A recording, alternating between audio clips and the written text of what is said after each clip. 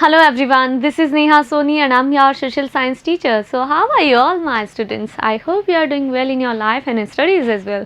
So my dear students, as you know very well that we have started with history from class 6 and yes, we have started your chapter number 8, that is Vital Villages, Thriving Towns. So my dear students, we have completed our part 1, 2 and 3 of this chapter, and now in this chapter we will talk about more resources, more ways to know about cities. So finding about cities, the other ways, what are the other ways, what are the sources. So as we have discussed in our earlier video that there are so many sources to know about city life, right? We have talked about stories, we have talked about sculptures. So next two, there are other ways to know about the cities. So what are these? So here we begin it and here we go. So my dear students, first of all, these kind of archaeology that archaeologists have found so many things from the earth, like जब भी वो excavate करते हैं so उन्हें बहुत सारी चीज़ें मिलती हैं. So यहाँ से जो archaeology है ये भी एक स्रोत है. This is a source to know about the people, the lifestyle of people and the city life, right? So here we go. You know very well that drainage system we have discussed about in our chapter number 3 in earlier cities. In Harappan civilization you have seen वहाँ पे भी हमने chambers देखे थे, वहाँ पे भी उनका जो ड्रेनेज सिस्टम था वो बहुत अच्छा था. और हम जो इन प्रेजेंट में हम इस तरह के जो ड्रेनेज सिस्टम है उनका यूज़ करते हैं. वहाँ पे बहुत अच्छी हमने ड्रेनेज देखी थी. हमने वहाँ पे जो अब यहाँ जो है यहाँ की जो अबाउट 2300 ईयर्स अगो की जो हम बात करें, ऑलमोस्ट 300 BC की हम बात कर रहे हैं. सो यहाँ पे what are the differences and यहाँ का जो सिटी लाइफ था वो कैसा था, बिकॉज हमने एक सिटी जो अर्बन सिविलाइजेशन है, जो हड़प्पन सिविलाइजेशन है, वहाँ का हमने पढ़ लिया था. I know you have learn so many things from that time and now in this chapter we will talk about the drainage system of the city life around 3000 BC. Clear guys? So यहाँ पे क्या change आता है या फिर same उसी तरह का ड्रेनेज हमें मिलता है या कुछ और डिफरेंसेस आ गए हैं? So here we go and we will talk about it in detail over here. So it is different drainage system from that of Harappan drainage system. So clear हो गया, it is different from the drainage system that is that of the Harappan civilization का जो drainage system था उससे ये different है. कैसे different है? So आपको याद होगा वहाँ पे जो Harappan civilization के जो घर हैं उनके जो घरों से जो गंदे पानी की जो ड्रेनेज है, जो नालियाँ हैं, वो एक जो उनकी स्ट्रीट की जो ड्रेनेज थी उनसे मिलती हैं और फिर वो बाद में जाके जो रोड के ऊपर जो बड़ी जो उनके मैन होल्स बना के उनमें चैम्बर्स बना के फिर वो एक दूसरे से कनेक्ट हो जाती है, राइट? अब यहाँ पे आप देखो इस तरह के कुछ रिंग्स दिए हुए हैं, सेरेमिक रिंग्स आपने अभी भी देखे होंगे. जो हमने वेल्स होते हैं गांव में, बहुत सारे वेल्स होते हैं या फिर जो ड्रेनेज सिस्टम होते हैं हमने देखे हैं कई जगहों पे इस तरह की भी अभी भी चैम्बर्स लगा के या फिर ये जो सेरेमिक रिंग्स हैं इनका यूज़ किया जाता है. और इस तरह से काफ़ी गहराई तक इवन 20-30 फीट तक, है ना, इस तरह के ये गहरे खड्डे खोदे जाते हैं, होल किए जाते हैं और फिर इसमें as a drainage system use किया जाता है, एज ए गार्बेज डम इन्हें यूज़ किया जाता है, एज ए टॉयलेट इन्हें यूज़ किया जाता था. सो इस तरह का ड्रेनेज सिस्टम यहाँ पे जो सिटी के जो एविडेंसेस मिले हैं आर्कियोलॉजिस्ट को, यहाँ से इस तरह के ड्रेनेज सिस्टम के भी एविडेंसेस मिले हैं. So here many of the cities that developed from about 2500 years ago were capitals of Mahajanpadas. So you know very well जब हमने बात की थी महाजनपदास की, 16 महाजनपदास वर देयर और हमने इसका टाइम पीरियड देखा था 2500 ईयर्स अगो, राइट? 500 सालों पहले, नहीं, जीसस के जन्म से 500 सालों पहले की बात हम कर रहे हैं. और यहाँ से जब हमने कैपिटल्स देखी थी, जो कैपिटल्स के रूप में ही इन सिटी का क्या हुआ था, डेवलपमेंट हुआ था. हमने देखा था ना जब महाजनपदास के जो किंग्स थे, जो लोग रूलर्स थे, उन्होंने क्या किया था, अपनी जो सिटीज़ थी, अपने जो टेरिटरी थी, रीजन से उन्हें फोर्टिफाइड करवा दिया था, वॉल्स बनवाई थी. So some of these cities were surrounded by massive fortification walls. So ये भी आप बहुत अच्छे से जानते हैं कि जो भी सिटीज़ होंगे उनके चारों तरफ बाउंड्री वॉल बनाई गई थी. सो उनके अंदर भी इसी तरह के ड्रेनेज सिस्टम मिले हैं, ठीक है. Next is archaeologist have found row of pots. अब देखो आर्कियोलॉजी में हमने देखा ना बहुत सारी चीज़ें मिलती है, remains of buildings, remains of any pots, potteries, so many things. Okay, जो भी हमें अर्थ से मिलता है या जो भी हमें आर्कियोलॉजिस्ट को उनकी सर्च के दौरान मिलता है, सो उन्हें क्या मिला, रॉज ऑफ पॉट्स और ceramic rings arranged one on top of the other, एक दूसरे के ऊपर इस तरह से अरेंज किया हुआ है उन्हें, और जो ceramic rings हैं वो उन्हें इस तरह से अंडर द अर्थ उन्हें सर्च करने पे जब उन्होंने एक्सीवेट किया तो उन्हें मिली हैं। Clear? These are known as ring wells. So इन्हें कैसे जाना जाता है? इन्हें ring wells के नाम से भी जाना जाता है। These seem to have been used as toilets. So ये as a toilet use किए जाते होंगे in some cases and as drains and garbage dumps. So या तो फिर इन्हें जो हमारा garbage है, जो रोड है, उन्हें क्लियर करने के लिए उन्हें कोई ऐसी स्लॉट चाहिए होगा, इन्हें कोई ऐसी जगह चाहिए होगी जहाँ पे उनका जो गार्बेज है वो एज ए डस्टबिन, या फिर आप डस्टबिन तो बहुत छोटे होते हैं, एज ए गार्बेज डम्प्स इन्हें आप यूज़ कर सकते हो। सो उन्होंने शायद या तो इस तरह की जो वॉल्स हैं, रिंग वेल्स हैं, सॉरी वॉल्स नहीं है, रिंग वेल्स जो हैं इन्हें इसलिए भी बनवाया होगा ताकि इन्हें एज ए गार्बेज डंप वो यूज़ कर सकें। Clear? Okay, so as a toilet उन्हें यूज़ कर सकते हैं, ड्रेनेज सिस्टम यूज़ कर सकते हैं, और जो गार्बेज डम्प्स हैं इनके रूप में भी उन्हें यूज़ किया जाता था। मीन्स अगर आप देखें तो इसका मतलब क्या है, सिटी की जो लाइफ है वो काफ़ी साफ़ सुथरी रहने वाले लोग होंगे, कचरा इधर उधर नहीं फैलाते होंगे, या तो उन्होंने एक प्रॉपर अरेंजमेंट किया है। सो इस तरह से काफ़ी गहरा इन्हें खोदा जाता था, और उसके बाद में नीचे तो ये काफ़ी जब बहुत नीचे जाते हैं अगर आप अर्थ के अंदर, सो 20-30 फीट के बाद में तो वो नीचे रहता है, लेकिन जब 15 फीट के आसपास की जो जगह है वहाँ से इन्हें सीमेंटेड जो ये सेरेमिक की वॉल्स थी, उस समय सेरेमिक की रिंग्स थी, ये इस समय जो सेरेमिक रिंग्स थी, या फिर आजकल आपने देखे होंगे जो कुएँ होते हैं वो नीचे से तो कच्चे रहते हैं लेकिन ऊपर से उन्हें फिर या तो पक्का बना दिया जाता है ईंटों से, या फिर उनके चारों ओर जो सेरेमिक की या फिर सीमेंटेड रिंग्स भी आने लगी हैं अब तो, सो उनसे उन्हें मजबूत बनाया जाता है ताकि उनमें जल्दी से टूटने फूटने की संभावना ना हो। सो इसी तरह की जो चीज़ें हैं यहाँ पे भी दिखती है बच्चों। Okay, so guys it is clear for you. So इस तरह का ड्रेनेज सिस्टम हमें क्या बताता है, वहाँ की सिटी लाइफ के बारे में बताता है कि वो लोग अवेयर थे, उन्हें भी स्वच्छ भारत रखना था। क्लियर? सो क्लीन इंडिया का मिशन तो तब से जारी है, तो इन्होंने इस तरह से अरेंजमेंट्स किए हुए थे। And these rings wells are usually found in individual houses. So हर एक घर में इंडिविजुअल हाउसेज में इस तरह के रिंग वेल्स थे। मीन्स वो तो होगा ही ना, आज भी आप देखते हैं ना हर घर में अपना एक खुद का जो है ना ड्रेनेज सिस्टम होता है। आज तो यहाँ पे सिविल लाइंस हैं, इस तरह की कई चीज़ें होती है हमारी सिटी लाइफ के अंदर। तो उस तरह अब देखो ये डिफरेंसेस ये है कि पहले जो हड़प्पन सिविलाइजेशन में जो एक दूसरे से जो सिविल की जो लाइनें थी, जो ड्रेनेज के सिस्टम थे, वो इस तरह से बीच बीच में मैन होल्स थे वहाँ पे दिए हुए ताकि उन्हें क्लियर किया जा सके। यहाँ पे आप मैन होल्स नहीं है, यहाँ पे आप किसी भी तरह से इन्हें क्लियर नहीं कर सकते। एक बार अगर ये भर गया है तो फिर आपको दूसरा वापस से बनवाना पड़ेगा, राइट। सो इसी तरह से अगर आप पहले की स्लाइड में देखो, एक ही घर में बहुत सारे पास पास में बहुत सारे दिख रहे हैं, राइट। सो मे बी शायद अगर ये वाला जो गार्बेज डंप के रूप में यूज़ किया जा रहा तो ये जल्दी से भर गया होगा, तो एज ए ड्रेनेज। दूसरा अगर आप जैसे आपकी किचन का, वॉशरूम का या फिर कपड़े वगैरह का पानी है, तो अगर आपने इसके लिए उसके लिए इसको अगर आपने एज ए यूज़ किया है तो ये अगर फिल हो गया तो आपको इसको खुदवाना पड़ रहा है। सो बहुत सारे, एक ही घर में भी बहुत सारी चीज़ें हमें देखने को मिलती है, पर हर घर में था, इंडिविजुअल था। क्लियर? सो हर घर का अपना एक इस तरह का रिंग वेल था। Clear guys? We have hardly any remains of palaces, markets or of homes of ordinary people. अब आप बोलेंगे मैम आप घर के टॉयलेट्स के और जो ड्रेनेज सिस्टम है, रिंग वेल्स है, वो दिखा रहे हैं, घर कहाँ है? बेटा आप भी देखते होंगे अभी भी गाँव में और भी कई जो शहरों में भी अभी कुछ ऐसे घर में देखने को मिलते हैं हमें, जो अभी भी जो है कच्चे हैं, पक्के घर अभी भी नहीं बना पा रहे हैं कुछ लोग, उनके साथ कुछ समस्याएं हैं सोशली, इकोनॉमिकली। सो जो लोग इकोनॉमिकली वीक थे, पर उस समय की जो सिटी लाइफ थी, ऐसा नहीं कि सभी वीक होंगे, पर हो सकता है वहाँ के जो घर हैं वो या तो मड से बने होंगे, मिट्टी से बने होंगे, और या फिर वो इतनी मजबूत ईंटों से नहीं बनाए जाते होंगे जो स्टे कर सके। नहीं तो आपने जब हड़प्पन सिविलाइजेशन के जो मैंने आपको दिखाए थे, बहुत सारी सिटीज़ की बहुत सारी लोकेशंस दिखाई थी, उनमें हमने बहुत सारी चीज़ें देखी थी, हमें घरों के बारे में पता चल रहा था। यहाँ पे हम घरों के बारे में नहीं पता लगा सक रहे हैं, अभी तक हमें पैलेसेस नहीं मिले हैं, किसी भी तरह के मार्केट्स के बारे में हमें अभी ज़्यादा कोई रिमेन्स आर्कियोलॉजिस्ट को नहीं मिल पाए हैं, लेकिन अभी खोज जारी है, ठीक है। तो हो सकता है आगे भी ढूंढ लें इस बारे में। सो जो होम्स हैं वो अभी तक उनके कोई रिमेन्स नहीं मिले हैं। उनके टॉयलेट्स के रिमेन्स इसलिए मिल गए बिकॉज़ वो क्या है, ज़मीन के नीचे थे ना, तो इसलिए जल्दी से डिस्ट्रॉय नहीं हो पाए।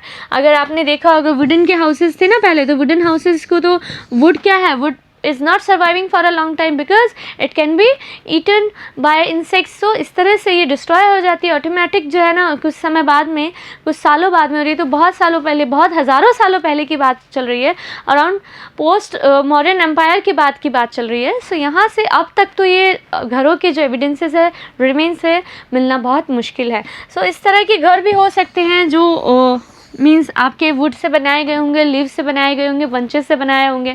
सो ये तो अवेलेबल ही नहीं है। आंधी तूफान स्टॉर्म वगैरह आते थे, जो नेचुरल डिज़ास्टर्स हैं, उनसे भी ये घर ध्वस्त हो चुके होंगे या फिर किसी ने अटैक किया होगा। Okay, so perhaps some are yet to be discovered by archaeologist. So अभी भी कुछ चीज़ों की डिस्कवरी होने बाकी है ना, डिस्कवरी तो जारी रहती है। आर्कियोलॉजिस्ट जो है ना डिटेक्टिव्स होते हैं, उनका काम हमेशा लगातार चल रहा है। Others made of would, mud, brick and thatch may not have survived. और जो दूसरे बने होंगे, जो इस तरह की मड ब्रिक से बने होंगे, वुड से बने होंगे, थैच, आपने गांव में देखे होंगे ना, छप्पर वाले घर भी रहते हैं।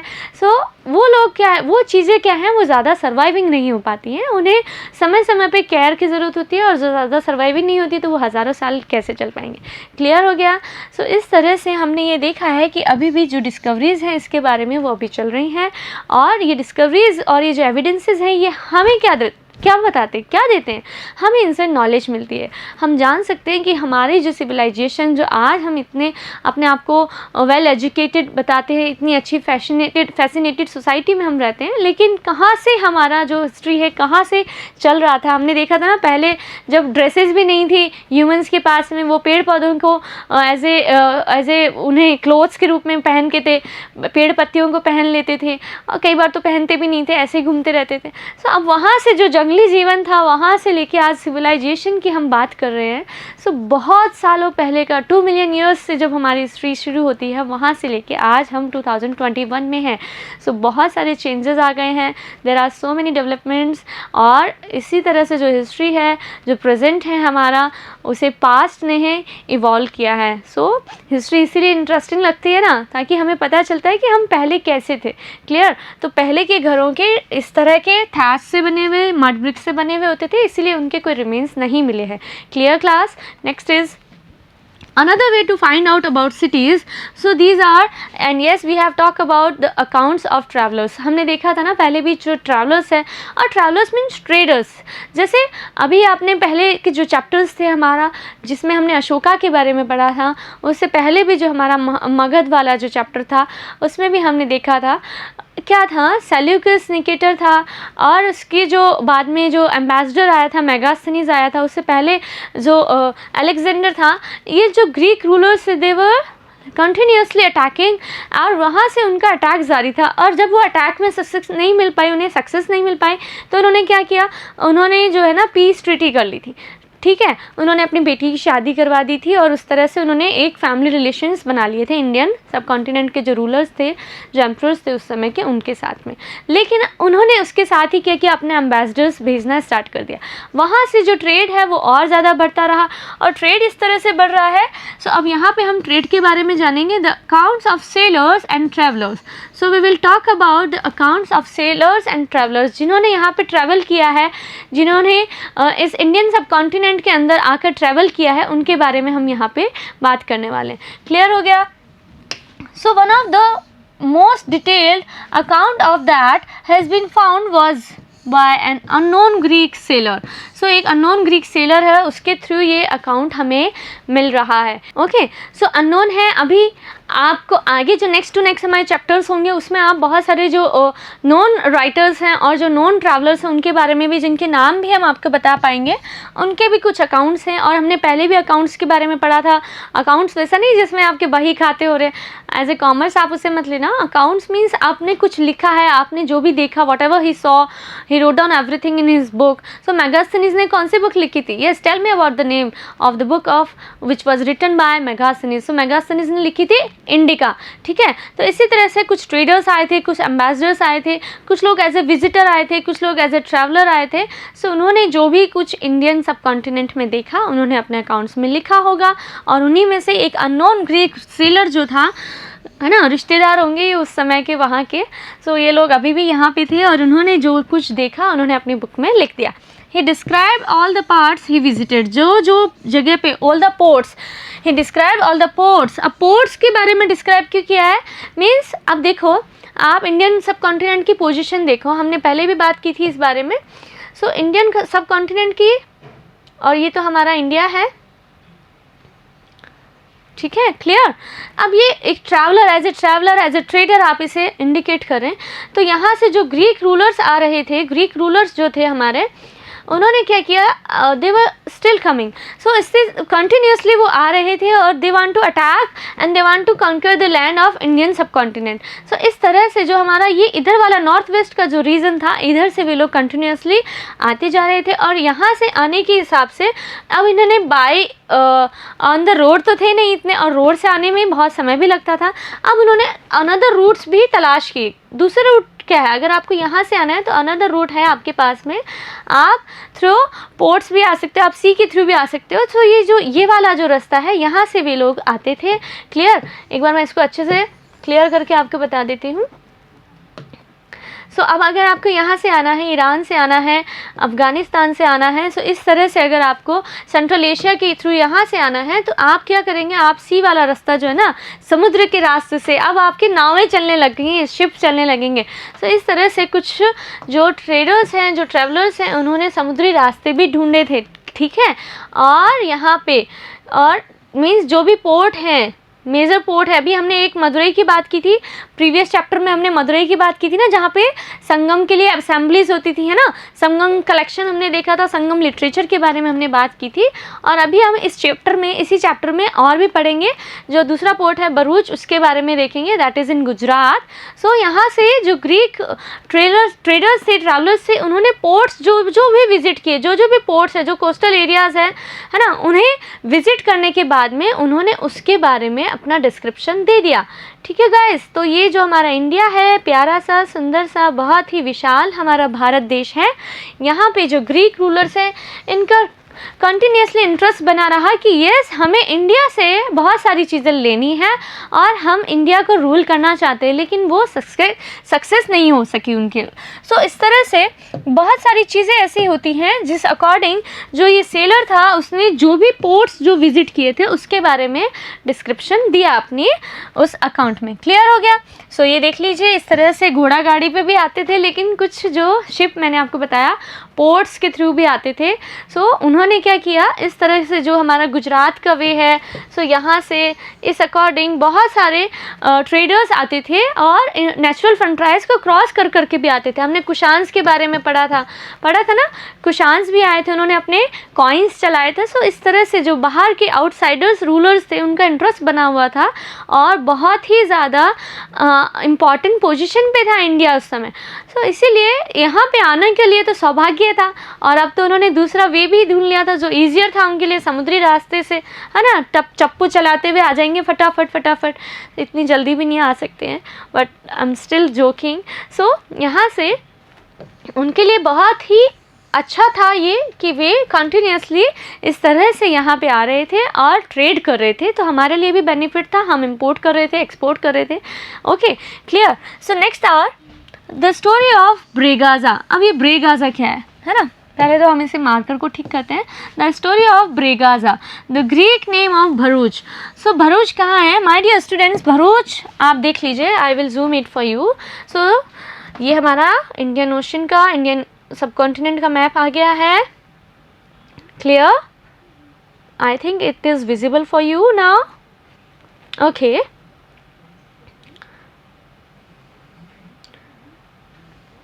Okay guys, so here first of all हमने आपको बताया था मदुरई ओवर हियर, राइट। सो मदुरई हमने देखा था, यहाँ पे क्या था, चेरा चोला और जो पांड्या थे, ये जो डायनेस्टीज़ थी इस समय, कुछ छोटे मोटे जो किंगडम्स थे और ये बहुत ही फेमस थे उस समय के लिए। सो इन्होंने क्या किया था, असेंबलीज करवाना स्टार्ट करी थी। मदुरई में असेंबलीज हुई थी ना उस समय, जो तमिल लिटरेचर हमें मिला था, अर्लीस्ट तमिल लिटरेचर, जो संगम लिटरेचर के बारे में हमने बात की थी। सो यहाँ पे लिखा गया था वो, ये भी एक इम्पॉर्टेंट प्लेस था। और दूसरा अगर मैं बात करूँ, यहाँ पे अरिकामेडु भी है, एक पोर्ट है, इसके बारे में हम इसी चैप्टर में पढ़ेंगे, अरिकामेडु के बारे में।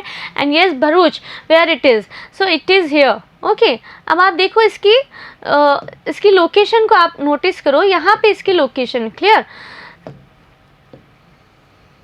Here, clear guys. सो अब यहाँ तक आना है और इधर से आना है। ओके, ये जो अरेबियन सी है इसके थ्रू आपको आना है और आपने भरूच जाना है। सो भरूच को उन्होंने, जो ग्रीक रूलर्स थे, उनकी जो लैंग्वेज के अकॉर्डिंग उन्होंने क्या नाम दिया इसे, उन्होंने नाम दिया ब्रेगाज़ा।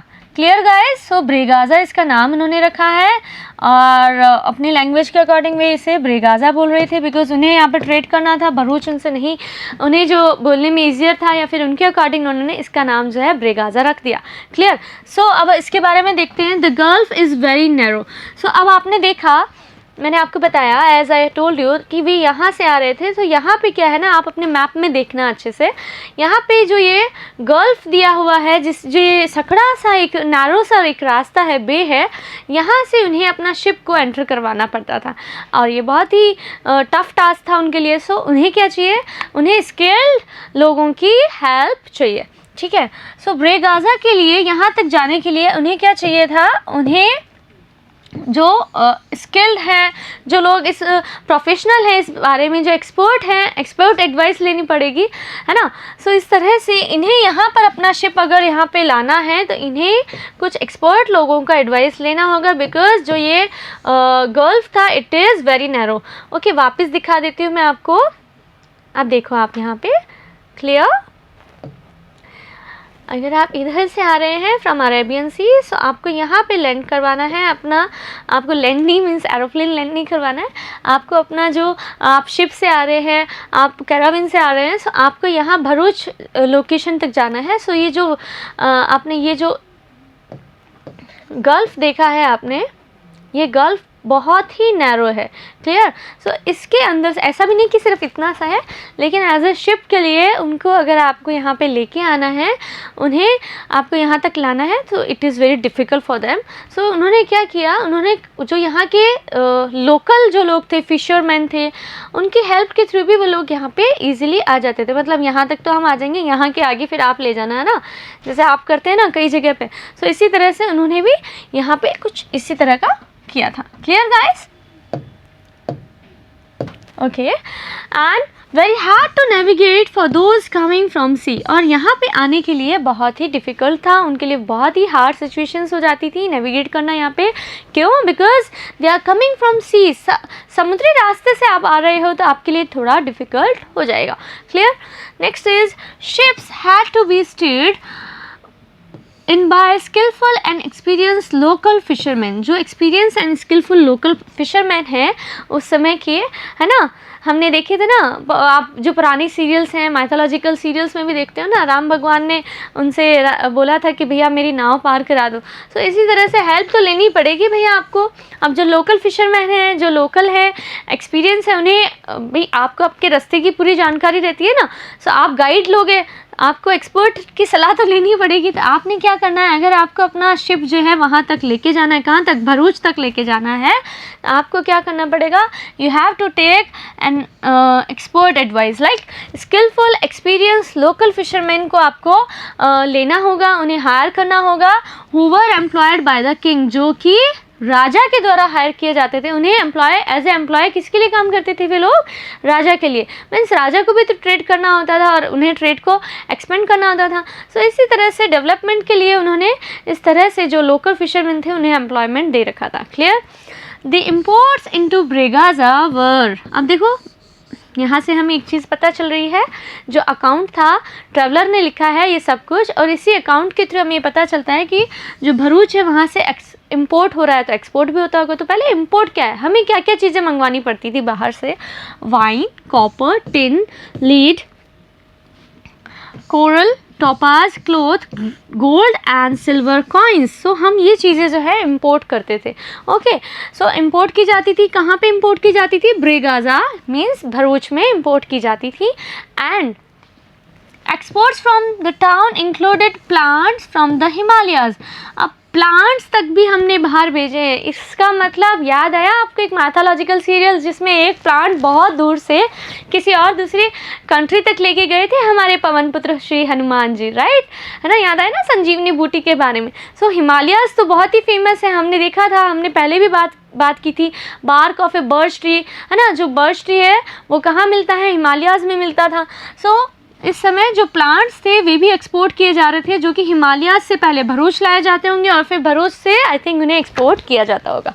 Okay, Ivory, agate, carnelian, cotton, silk and perfumes. So perfumes के मामले में तो बहुत ही रिच था इंडिया, और यहाँ के जो इत्र हैं, जो परफ्यूम्स हैं, जो सिल्क है, जो गिफ्ट्स हैं, ये इस तरह से एक्सपोर्ट की जाते थे। और यहाँ पे जो ट्रेडर्स आते थे ना, अब देखो बाहर से आ रहे हैं, हमारे जो रूलर्स हैं वो बहुत ही महान हैं, बहुत ही स्ट्रॉन्ग हैं उस समय के जो किंगडम्स हैं, और जहाँ पे दोस्ती करनी है, जहाँ पर ट्रेड करना है, तो ग्रीक रूलर्स क्या करेंगे? आपको मनाने के लिए, आपको बटरिंग करने के लिए एज ए गिफ्ट भी लेके आएंगे। तो ट्रेडर्स क्या करते थे? अपने साथ कुछ गिफ्ट्स लेके आते थे किंग्स के लिए। Okay, so special gifts were brought by merchants for the king. जो किंग होता था उसके लिए जो मर्चेंट्स हैं वो क्या लेके आते थे? स्पेशल गिफ्ट्स लेके आते थे। ओके, जैसे कि हमने पहले भी पढ़ा था, the Kings who were defeated by the king, वो क्या करेगा? यजनाज में जाएगा और वहाँ पे स्पेशल गिफ्ट दे के आएगा। ठीक है ना? सो इसी तरह से जो मर्चेंट्स हैं who use caravans and ships to move from place to place, वो क्या करेंगे? They brought gift for the king. Clear? These included vessels of silver, singing boys. अब क्या क्या लेके आए हैं वे अपने साथ as a gift? Vessels of silver, silver के जो वेसल्स हैं वे लेके आए हैं। सिंगिंग बॉयज़ को लेके आए हैं। ब्यूटीफुल विमेंस अपने साथ लेके आए हैं। And fine wines and fine clothes, और बहुत ही शानदार कपड़े और फाइन वाइन भी लेके आए हैं वहाँ से। सो इस तरह से इन चीज़ों का जो है ना इंपोर्ट एंड एक्सपोर्ट भी वहाँ पे किया जा रहा था, और इस मामले में भी इंडिया बहुत रिच था। ओके, सो परफ्यूम देख लिया आपने, परफ्यूम इंपोर्ट होता था या एक्सपोर्ट होता था? बताओ। Yes, it was export in that time. So export किया जाता था परफ्यूम का। Clear guys? हिमालयन बूटीज़ जो हैं अभी भी बहुत सारे देशों में जाई जाती हैं। सो हिमालयाज़ के जो प्लांट्स हैं वो बहुत फेमस थे और उनका एक्सपोर्ट तब से किया जा रहा है। क्लियर है? Okay, next is coins. So these are the other sources, these are some other evidences, they can tell us about the city's life. Okay, clear it? You may have noticed how wealth is measured in terms of coins in the story of clever poor man. Yes, भाई coins तो उसने कमाए थे, है ना, पैसा तो उसने कमाया था। एक कॉइन से 1000 कॉइन तक उसे अर्न कर लिया था। और कैसे अर्न किया था? बिकॉज क्या हमने मेजर किया? वेल्थ बहुत ही इम्पॉर्टेंट है इन टर्म्स ऑफ कॉइन्स, है ना। वेल्थ जो है ना, कॉइन्स जो है वेल्थ के मामले में, आपके पास में धन क्या है, संपदा क्या है, ये किससे देखे जाएंगे? जिसके पास ज़्यादा पैसा है ना। सो इस तरह से कॉइन्स जो थे वो बहुत ही इंपॉर्टेंट प्लेस रखते थे सोसाइटी में। सो कॉइन्स के थ्रू भी हम जो है सिटी लाइफ के बारे में जान सकते हैं। क्लियर हो गया? Archaeologist have found several thousand of coins belonging to this period. So इस पीरियड से, कौन सा पीरियड से? आफ्टर मौर्यन डायनेस्टी, जो पोस्ट मॉडर्न एम्पायर था उस समय का जब ये पीरियड था, ड्यूरिंग दिस पीरियड यहाँ से जो कॉइन्स हमें अवेलेबल हुए हैं, जो 1000 नंबर्स में हमें मिले हैं, बहुत सारे हज़ारों कॉइन्स मिले हैं इस समय से। इसके थ्रू जो है ना आर्कियोलॉजिस्ट हमें हिस्ट्री के बारे में बता सकते हैं। So here are an example of the coins they have found from this kind of things, and ये भी हमें जो है हिस्ट्री बताएंगे। तो देखते हैं इसके बारे में। Punch mark coins. Punch mark coins means punch मारना है।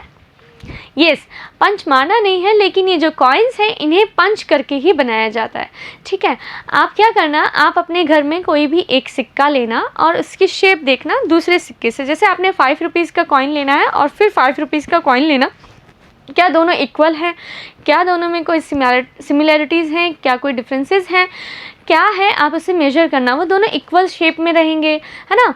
कुछ ऐसे भी हैं जो थोड़े सालों पहले बने होंगे, थोड़े सालों बाद में बनेंगे, बट एक ही टाइम पीरियड के एक ही जैसे आप देखेंगे तो उनका साइज़ भी परफेक्ट रहेगा, उनके ऊपर जो एंग्रेव किया जाता है वो भी परफेक्ट रहेगा। So the earliest coins which were in use for about 500 years were punch mark coins. So जो 500 सालों पहले, यानी कि 500 सालों पहले नहीं, मीन्स ये जो 500 BC की बात की जा रही है, ओके गाइस। सो ये जो 500 सालों तक जो कॉइन्स चलाए गए थे 300 BC तक, ये जो हमने 200 BC से 300 CE कॉमन एरा की बात कर रहे हैं, क्लियर है। सो ये जो पीरियड है ये कितना हो गया 500, मीन्स आपने 0 से 300 तो इधर लेना है 300 AD और यू कैन से CE, और 0 से 200 जो मौर्यन एम्पायर का डिक्लाइन हुआ था 185 BC, उसके बाद के 15 साल और हमने ऐड कर दिए, तो ऑलमोस्ट 200 BC से यहाँ पे तो 200 साल हो, तो ये हो गए 200 ईयर्स एंड 300 ईयर्स ये हो गए। सो ये जो 500 ईयर्स का जो ये टाइम पीरियड था, इस टाइम पीरियड में ये जो पंच मार्क कॉइन्स हैं ये बनाए गए थे, क्लियर है। सो कितने सालों तक चले थे, अबाउट 500 ईयर्स तक ये कॉइन्स जो हैं उस समय चलाए गए थे, ओके। सो ये यूज़ किए गए थे उस समय, और उन्हें क्या कहा जाता है, पंच मार्क कॉइन्स। अब देखो पंच मार्क भी है इसके ऊपर, आपको किसी चीज़ को पंच करना है, जैसे आप मान लीजिए कोई सॉफ्ट सा आपने क्ले ले लिया, या फिर घरों में आपने देखा होगा मम्मी आटा लगाती है ना, आप क्या करना, आज आटे में जाके अपनी छोटी सी फिंगर्स को लगा के देखना क्या वो पंच से उसमें कोई शेप आती है क्या। सो इसी तरह से शायद कुछ ऐसा मेटल के साथ कुछ ऐसा किया जाता। अब आप स्टोरी रिलेट करो प्रभाकर से, प्रभाकर ने क्या देखा था, लोहे की जो रॉड है उसे गर्म किया गया है, उसके बाद उसे शेप दी जा रही है, राइट। सो इसी तरह से शायद कुछ ऐसा ड्रॉपलेट्स होती होंगी मेटल की जिन्हें पंच किया जाता होगा, वो शेप ले लेती होंगी, राइट। सो कैसे बनाए जाते थे, इस तरह से पंच करके बनाए जाते थे, जिससे एक तरफ अगर कोई आपका स्टैम्प है तो वो उभर के सामने आ जाएगा, और दूसरी तरफ का जो फेस है, जो कॉइन का जो दूसरा साइड है वो क्लियर रहेगा। सो इस तरह से इधर ये अच्छे से सामने उकेर के आ रहा है और यहाँ से वो प्लेन रहेगा, क्लियर गाइस। सो पंच मार्क कॉइन्स किस तरह से बनाए जाते हैं इसे और अच्छे से देख लेते हैं। Punch mark coins were generally rectangular और समटाइम्स स्क्वायर और राउंड। सो जनरली क्या होते थे, ये रेक्टेंगुलर होते थे, ओके, और कई बार ये स्क्वायर भी होते थे, कई बार ये राउंड हो जाते थे। इनके अकॉर्डिंग ये अपना शेप ले लेते थे। क्यों ले लेते थे, in shape either cut out of metal sheets, या तो ये मेटल शीट से काट के बनाए गए थे, मीन्स आपने एक मेटल की शीट बना ली, उसके बाद में आपने उसको कट आउट किया और उसको स्टैम्प से पंच कर दिया, ठीक है, और made out of flattened metal globulus। so small spherical body means आपने कोई ड्रॉपलेट ले लिया मेटल का और उसको आपने किसी और चीज़ से प्रेस किया, तो जब वो प्रेस होने के बाद में वो जितना उसके अंदर मेटल है वो जितना मीन्स जितना ज़्यादा वो फैल सकती है उतना वो फैला और उसने वो शेप ले लिया, क्लियर हो गया। तो आप इसको ऐसे करना कि अगर आपके पास में जैसे कोई क्ले है, ओके, आप क्ले से खेलते ही होंगे। सो क्ले है आपके पास में, क्ले को आप किसी शेप के ऊपर रख के उसको प्रेस करना, देखना दूसरी तरफ जो दूसरा साइड होगा उसमें क्ले जो है ना उसका मार्क आ जाएगा, ठीक है। तो इसी तरह से ये जो कॉइन्स है शायद ये भी इसी तरह से बनाए जाते थे और बिल्कुल इसी तरह से बनाए गए थे ये। सो इसमें जो शेप है वन साइड तो बिल्कुल शेप अच्छे से आ जाती थी और जो दूसरा साइड होता था अनदर साइड वॉज प्लेन। सो इस तरह से ये जो पंच मार्क कॉइन्स है ये बनाए गए थे। अब आप किसी को पंच मारोगे तो आपको आहत होगा ना, चोट लगेगी आपको, क्लियर है। So the coins were not inscribed but were stamp with symbols. So कुछ सिम्बल्स के साथ में उन्हें स्टैम्प किया जाता था। सिम्बल्स होते थे मीन्स अलग अलग किंग जो है वो अपने अपने अलग अलग सिम्बल यूज़ करेंगे, राइट। सो सिम्बल्स यूज़ करने के बाद में उन्हें स्टैम्प करवाया जाता था। आपने कोई अपना सिंबल बना लिया उसे एज ए स्टैम्प पे, फिर आपने उसे पंच मार्क पे उसी स्टैम्प को लगाया तो आपका सिंबल उस स्टैम्प के थ्रू जो कॉइन है उस पर दिखाई देगा। अभी हमने पहले वाली स्लाइड में देखा था कुछ इस तरह से अपने अपने अलग अलग सिंबल्स होते थे, हर किंग के, हर रूलर के, जिसने भी जो सिक्के चलाए हैं उनके अपने अपने कुछ सिंबल्स होते थे, और वो जो सिंबल्स हैं उन्हें वो स्टैम्प के थ्रू वो जो पंचमार्क कॉइन्स बनवाते थे उनमें वे लगवा लेते थे। क्लियर हो गया? सो यूजिंग डाइज और पंचेस, सो इस तरह से या तो डाइज के थ्रू या फिर पंचेस के थ्रू वे इन्हें बनाते थे, स्टैम्प करवाते थे, इंस्क्राइब नहीं करवाते थे। ठीक है, hence they are called punch mark coins. So इस तरह से उन्हें पंच मार्क कॉइन्स कहा जाता है। क्यों कहते हैं उन्हें पंच मार्क कॉइन्स? बिकॉज इन्हें पंच किया जाता है। क्लियर हो गया? These coins are found over most part of the subcontinent and remained in circulation till the early centuries CE, और CE तक चला, मीन्स कॉमन एरा तक आ गया है। हमने देखा ना 300 CE तक। तो करीबन ऑलमोस्ट 500 ईयर्स का ये जो पीरियड था, इस समय तक ये जो सिक्के हैं पूरे इंडियन सब कॉन्टिनेंट में चले थे। क्लियर हो गया? सो आपने देखे ये पूरे इंडियन सब कॉन्टिनेंट में अलग अलग तरह के, अलग अलग टाइप्स के जो सिक्के हैं। आप इसे क्लियर कर देती हूँ थोड़ा सा। ये जो सिक्के हैं अलग अलग रूलर्स ने अपने अपने अकॉर्डिंग बनाए थे। देखो इनकी सबकी, किसी की रेक्टेंगुलर शेप है, किसी की स्क्वायर शेप है, किसी की रेक्टेंगुलर शेप है, किसी की राउंड शेप है, किसी की ओवल शेप है। सो इस तरह से जो शेप है वो एक पूरा पर्टिकुलर सर्टेन नहीं थी, उसमें अलग अलग डिफरेंसेस थे उनमें। सो पंचमार्क कॉइन्स है तो जितना उसका मेटल होगा उस अकॉर्डिंग वो अपना स्प्रेड हो जाएगा, और फिर जितना उसका जो शेप है वो ऑटोमेटिक अपना शेप ले लेगा। और वो पता कैसे चलेगा कि किस राजा का है? तो वो अपना अपना एक अलग सिंबल यूज़ करते थे। इससे ये पता चलता था कि मीन्स अगर ये अवंती के यहाँ से चला है, कुशानों का है, कनव का है, शुंगा का है, सातवाहन का है, किस डायनेस्टी का कौन सा सिक्का है, ये उनके सिंबल से हमें पता चल जाता है। क्लियर है? Okay. Punch mark coins also known as ahat coins. Ahat means चोट करना, पंच करना। सो आहत कॉइन्स, इन्हें एज अ हिंदी लैंग्वेज में आहत सिक्के भी कहा जाता है। Are a type of early coinage of India. ये अर्ली कॉइनेज की बात चल रही है जब भारत में सिक्के चलाए गए थे। अब सिक्के क्यों काम आते हैं? क्या करते हो आप सिक्के से? Yes, you purchase a thing. आप कोई चीज़ें खरीदते हैं तो आपको कॉइन की नीड होगी, आपको रिक्वायरमेंट होगी ना सिक्कों की, पैसे की। सो उस समय ये नोट तो चलते नहीं थे, नोट तो कोई भी फाड़ देगा, और उस समय उन्हें प्रिंटिंग का आता भी नहीं था इतना। सो उन्होंने क्या किए? कॉइन स्टार्ट किए। मीन्स उससे पहले क्या सिस्टम था? क्या उससे पहले कोई परचेजिंग नहीं होती थी? ट्रेड अगर आप कर रहे हैं तो आपको कॉइन्स तो दे रहे हो आपने, मीन्स आपने 10 दिनार दे दी, आपने 10 सिक्के दे दिए, आपने हज़ारों बहुत सारे सिक्के जोड़े, तो उनका क्यों किया जाता था? ट्रेड में उन्हें क्या करना पड़ेगा? एक दूसरे को, अगर आपने कोई सामान लेना है तो सामानों का एक्सपोर्ट इंपोर्ट के लिए आपको उसे कुछ रकम देनी होगी। सो कॉइन क्या यूज़ आते थे? एज ए बिजनेस में उन्हें जो लेन देन है वो कॉइन्स के थ्रू करना पड़ता था। जब कॉइन्स नहीं थे तब क्या सिस्टम होता होगा? या फिर क्या और भी कोई सिस्टम है जिससे आप कोई सामान खरीद सकते हो? Think about it and I will tell you about it. Yes, there is a system जिससे आप बिना पैसे दिए भी सामान खरीद सकते हो। अब सोच लेना आप इसके बारे में। वाह मैम, बिना पैसे दिए सामान खरीद सकते हैं? हाँ, अभी भी ये चीज़ें कई जगहों पे है ना। एंड बार्टर सिस्टम कहते हैं इसे। सो बार्टर सिस्टम, अब आप इसके बारे में जानिए और 2 मिनट में इसको समझिए। Okay, so they are known as Ahad coins are a type of early coinage of India dating to between about 6th and 2nd centuries BC. So जो BC है, जो हमारा जीसस के समय से पहले तक का जो समय है, 2nd सेंचुरी ऑफ BC, इस तक में ये चीज़ें आहत सिक्के जो अर्ली कॉइनेज था ये इंडिया में चलाए गए थे। It was of irregular shape. इसकी शेप क्या थी? रेगुलर नहीं थी, इट वाज इरेगुलर शेप। और इसका रीज़न मैंने आपको बता दिया। जो भी ड्रॉपलेट है या फिर कोई शीट है मेटल की, उसके कोई साइज़ फिक्स नहीं था, वो जिस अकॉर्डिंग हो जाता था। उनमें मेन चीज़ होती थी उनका सिंबल, है ना, सिंबल होता था उनका खुद का, वो सिंबल मेन इंपॉर्टेंस रखता था। बाकी उनके साइज़ का, उनका शेप का कोई ज़्यादा बड़ा इंपॉर्टेंस नहीं था। क्लियर है?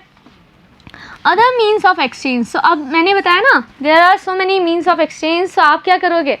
है ना। आपने देखा होगा गांव में कई बार ऐसा होता है, जैसे धान के बदले में सब्जियां खरीदते हैं आप, है ना, और आप क्या करते हैं, मीन्स आप एक मुझे अगर ये रबर चाहिए तो आप बोलोगे मैम आपका पेंसिल मुझे दे दो प्लीज़, मेरे से आप 2 रबर ले लो। सो इस तरह से आप क्या कर सकते हैं, एक्सचेंज कर सकते हैं। There are some other ways, some other means of exchange. So coins के अकॉर्डिंग अगर आप कॉइन्स से डील नहीं कर रहे हो तो आप किससे डील कर सकते हैं, आप आपकी जो आपके पास में थिंग्स अवेलेबल हैं, जो भी आइटम्स आपके पास में अवेलेबल है, आप उनका एक्सचेंज करके भी आप जो चीज़ें हैं वे खरीद सकते हैं। क्लियर है।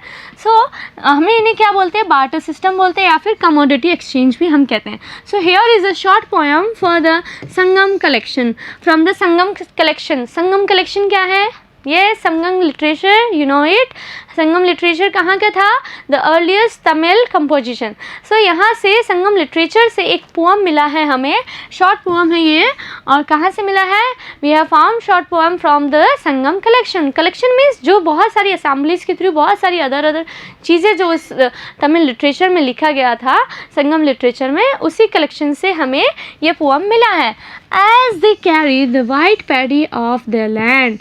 So अब यहाँ से पोएम स्टार्ट हो गया है। पोएम में क्या लिखा है, as they carry means जो ट्रेडर्स हैं या जो ट्रैवलर्स हैं वे क्या लेके आ रहे हैं, वाइट पैडी लेके आ रहे हैं। White paddy means rice. Okay, so as they carry the white paddy of their land to exchange it for the salt of another। और इसे किसके लिए चेंज करवा रहे हैं, सॉल्ट के लिए चेंज करवा रहे हैं वाइट पैडी को।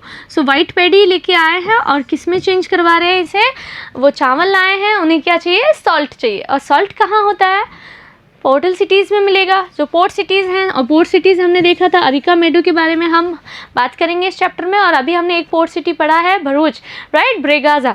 सो अभी यहाँ पे जो तमिल रीजन है, तो यहाँ पे इसका मतलब अरिकामेडू के आसपास की बातें चल रही हैं। सो यहाँ पे जो पोर्टल एरियाज़ है, जो पोर्टल रीजन्स हैं, यहाँ से जो लोग, जो ग्रीक रूलर्स हैं, ट्रेडर्स हैं, ट्रैवलर्स हैं, वे क्या लेके आ रहे हैं, इस पोअम में बताया है, वो यहाँ पे वाइट पैडी लेके आ रहे हैं to exchange it for the salt of another, crossing the long roads in carts. और जो लंबे रास्तों से किस में आए हैं, कार्ट्स में आए हैं, मीन्स या तो घोड़ा गाड़ी होगी, है ना, हॉर्स कार्ट होगा, कैमल कार्ट होगा, बुलक कार्ट होगा।